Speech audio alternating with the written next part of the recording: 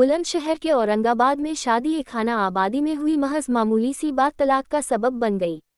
दरअसल औरंगाबाद निवासी युवती का दिल्ली के सीलमपुर निवासी युवक से 27 जनवरी को निकाह होना मुकर्रर हुआ था। तय वक्त पर बारात वधू पक्ष की दहलीज पर पहुंची, गर्मजोशी से सारी रस्में निभाई गई और बारातियों के भोजन के बाद काजी ने दूल्हा दुल्हन का निकाह भी पढ़ाया। मगर इसके कुछ घंटों के बाद ही शादी की खुशियां उस वक्त रंज में तब्दील हो गईं। जब दूल्हे ने हाथों पर मेहंदी लगाए बैठी दुल्हन को एक मामूली सी बात पर तलाक दे दिया। हुआ कुछ यूं कि बारात में दूल्हे के साथ आई उसकी दादी से वधू पक्ष के किसी व्यक्ति ने कुछ देर के लिए वह कुर्सी मांग ली जिस पर वो बैठी हुई थी। इसी को लेकर हंगामा इतना बढ़ गया कि शादी के कुछ ही घंटों में तलाक की नौबत आ गई। बताया गया कि दादी से कुर्सी मांगने को वर पक्ष के लोगों ने घोर अपमान माना, जबकि इसी बात से खफा होकर दूल्हे ने शादी तोड़ दी।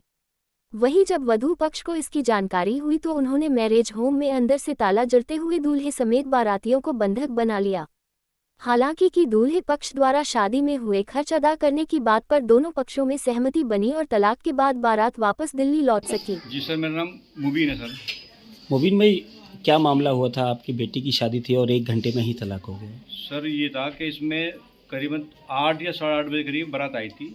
हम लोगों ने बड़ा अच्छा स्वागत किया उनका और बड़े तरीके से उन लोगों को हमने खाना खिलाया गया, उन्हें सब कुछ हो गया। एक जरा सा एक हमारे चचा बुजुर्ग लोग जो मतलब बाराती थे वो उन्हें कुर्सी नहीं थी खाना मतलब खाने की नहीं, जैसे कम पड़ रही थी कुर्सी, तो एक हमारी वालदा सी टाइप की बुढ़िया थी वो जैसे बैठी थी जैसे, तो उनसे क्या कहा भाई 2 मिनट की कुर्सी छोड़ दो, चचा खड़े खाना खा लेंगे बस।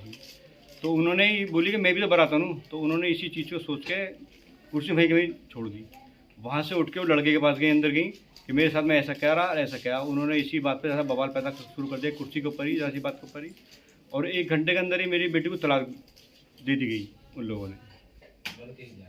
और कल्याण मंडप में मैंने शादी करी थी, लड़के की दादी थी ये, जिनको कुर्सी नहीं दी गई, जिन्हें जो कुर्सी की बात थी जिनकी।